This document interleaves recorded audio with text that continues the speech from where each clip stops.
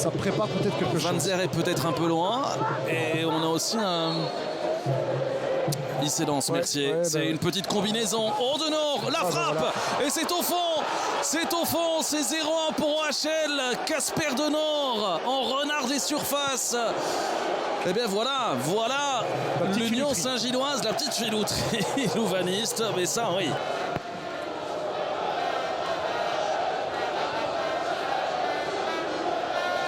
Et il faut reconnaître, aujourd'hui, Louvain laisse beaucoup là. Je serais curieux de connaître les stats de possession. Attention. Ah, plein ce ballon ici. Kava qui a vu Martens dans le dos. La frappe et c'est au fond. 0-2 à 5 minutes de la fin de cette première période. Louvain tueur, Louvain opportuniste. Louvain qui mène. Ah, soit. Ok. Moi, je le donne pas. Mais bon, voilà. Après, chacun fera son avis. Bonne récupération de Mitoma, il est bien rentré dans son match. Mitoma, le centre de Thomas vers Mitoma, la reprise. Oh là là, quel but! Magnifique. Quelle masterclass de Thomas et Mitoma. Extraordinaire. 51e minute de jeu, réduction de l'écart. Et là évidemment, ballon retrait avec Scravers. Les Louvanistes doivent ralentir un peu le feu, mais là c'est bien joué de la part d'Altamari pour Scravers qu'on a un peu oublié au marquage. On laisse filer vers Mercier, la frappe pied gauche et c'est au fond. C'est au fond, un but à 3. Xavier Mercier sur la première possibilité de Louvain dans cette deuxième période.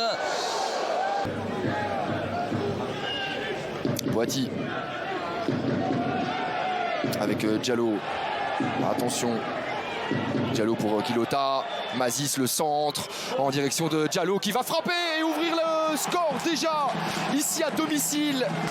Le stade du Père est debout pour applaudir l'ouverture du score de Diallo. Le Gambien inscrit sa 3e réalisation de la saison. Voir la plus belle du match, hormis bien sûr le but de Diallo. Bon ballon dans la profondeur pour Mazis qui sert en première intention. Georges Mikotadze. Le break est réalisé. Deuxième passe décisive du match pour Mazis. Premier but personnel pour Mikotadze, son 7e. Vinicius de Souza. Le joueur brésilien. Attention, Michel Conner est donné. La tête, c'est goal. Et c'est Outkous qui permet au cercle de passer méritoirement aux commandes.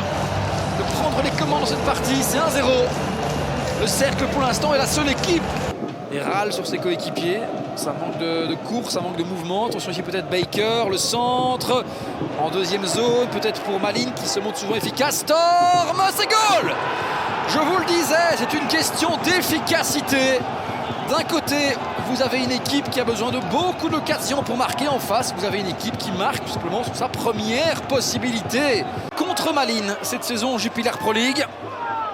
Le 3e en faveur du cercle. Dinotic face à Gaëtan Cook. Le petit élan de Dinotic qui place ce ballon hors de portée de Gaëtan Cook. C'est 2-1 pour le cercle de Bruges. Le cercle qui reprend les commandes dans cette partie. Les deux surprises de ce début de saison. Attention ici par contre Matondo. Matondo, c'est goal. C'est 3 pour le cercle de Bruges. Rabi Matondo, le Gallois, qui fait le break pour les troupes des Van der Haag. De cette rencontre, me semble-t-il, avec un premier arrêt en tout cas important. Cette frappe à bout portant. Une belle parade, pas forcément compliquée, mais il était là, Noureddine. Et de l'autre côté, peut-être aussi avec le but. Eh oui. Et ça, c'est ce qui s'appelle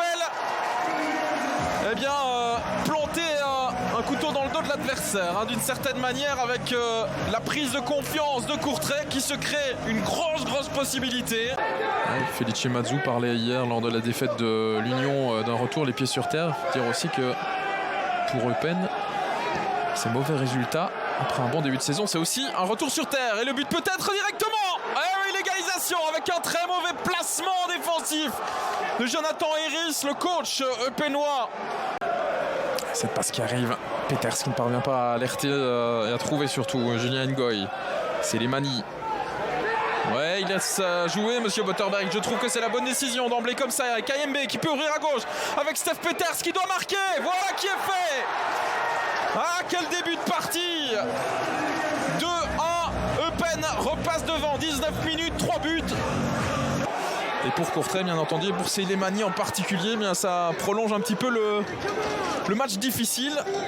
Même si c'est peut-être un peu sévère de dire ça, parce que les Courtraisiens ont du répondant dans cette rencontre. Et ça c'est but par contre. Oh, qu'il est bien donné ce coup de coin. Et quel marquage laxiste. Premier poteau, Kevin Van Den Driesch, comme à l'entraînement, complètement oublié. On va revoir le ralenti pour analyser de manière un peu plus précise. Et Kayembe qui anticipe tout très ça bien, hein. dans les pieds des Anderlecht, mais il l'a perdu. Kayembe, Zirkzee, Refailov encore, Refailov toujours, Refailov pour l'ouverture du score. Ça vient d'une perte de balle, Carolo, comme il y en a eu beaucoup lors des dernières minutes. Charleroi devait attendre la mi-temps pour se remettre à l'endroit. Il retournera au vestiaire avec un but de déficit. Sans doute pour l'Espagnol, oui. C'est pour Gomez. Et ça rentre. Est-ce que Zirkzee a touché? Je ne pense pas. Ça peut pas rentrer, Patrick. 0-2. Surface arrêtée. Offrande. Sergio Gomez. Offrande de Carolo. Knežević est surmonté. Mais pour le moment, dans le match des gardiens est aussi remporté par Van Krombrugge face à Kofi, coupable, ou en tout cas en partie responsable du deuxième but. Morioka. Il a Imaritra. La frappe à distance. Il a Imaritra qui rentre. 1-2. Match relancé. Van Krombrugge se demande pourquoi on a laissé tirer. Se demande pourquoi le ballon est rentré dans ses filets. Eh bien, nous, on va revoir tout ça. Kofi qui avait sorti déjà un penalty ici. Hein. C'était face à Onuachu. Il avait dû même en sortir 2. Donc on fera attention aussi au positionnement de ses pieds. Gomez, c'est l'homme à tout bien faire du Sporting d'Anderlecht. 2 buts pour lui dans cette rencontre. Le 3e de son équipe à quelques minutes de la fin. Ça semble plier, Philippe. Mata, pas mal pour Ling. Retrouve son arrière droit. Noah Ling qui a levé la tête, il y a du monde. Van Aken 0-1.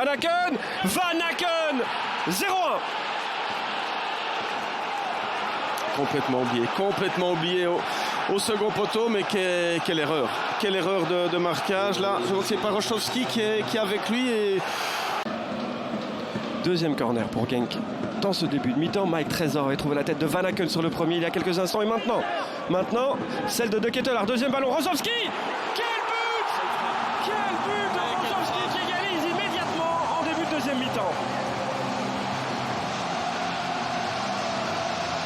Il était totalement seul, là à la retombée.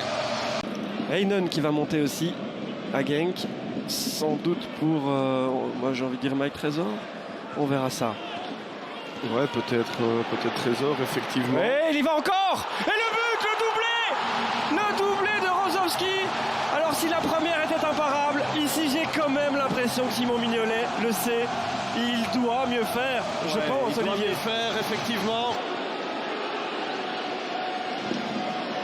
Ça passe pour Vormer, il aime bien cette position. Le centre est bon de Ketelaar en retrait. Noah Ling pour l'égalisation. Que c'est beau cet enchaînement technique des Brugeois. Et qui est à la base de l'action? Ruud Vormer, mais que ça a été vite du côté de Ling. Cet enchaînement est parfait.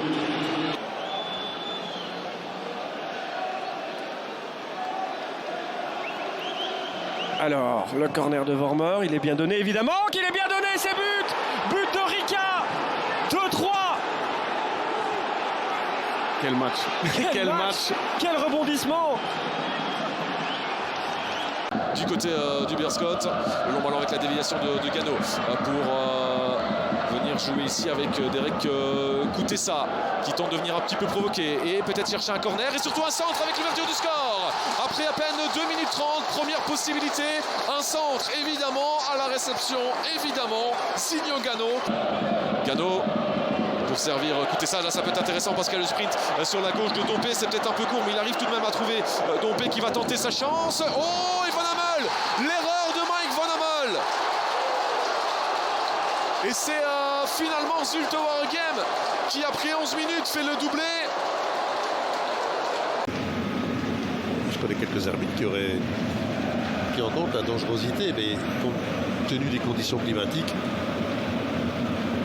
c'est acceptable. Pas mal. Oh, la remise et goal. But de Tissoudali, la remise d'Anquinet là.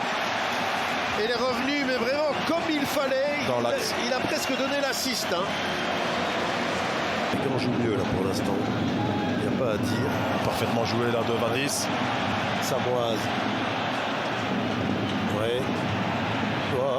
De pointe. C'est goal. Ça s'y tient contre son camp. C'est pas de bol. Sauf son équipe il y a quelques minutes. Ouais. Philippe. Bah, on pouvait s'y attendre hein, depuis la reprise. Ouais. On le voit venir. Dans le milieu de terrain, ils sont engloutis. Il laisse la place là pour centrer. Regardez Tissoudali, il est de nouveau entre les. Oh, ce qu'il nous fait. Et il va au fond. C'est incroyable. Quel joueur. Mais honnêtement. Quel joueur. Ils sont à la ramasse, hein, les joueurs du Standard, parce que franchement, ils passent, mais comme dans du beurre. Et toute la préparation du. Je vous rejoins, Marc, mais techniquement, ce qui vient de nous sortir ici. Lestienne. Allez, Mouleka. Allez, essayer de s'arracher un tout petit peu là. Elle est bonne cette balle, il n'y a pas de hors-jeu avec la réduction de l'écart. Oui, c'est bien fait ça. Voilà la réaction qu'on attend des Liégeois. Allez, c'est pas mal fait ça. Il suffisait qu'il passe à gauche Donum hein, pour qu'il ressuscite. Bon ballon en direction de Samata, le contrôle, Samata qui va filer vers le but, le petit ballon, c'est goal évidemment, ça c'est magnifique. Ça c'est extrêmement bien joué, il a suffi que l'Antwerp accélère un tout petit peu la cadence dans ce début de deuxième mi-temps et ça fait 1-0. Très bon ballon sur Samata. Et puis l'altruisme aussi, l'intelligence de Samata pour glisser ce ballon à Fischer.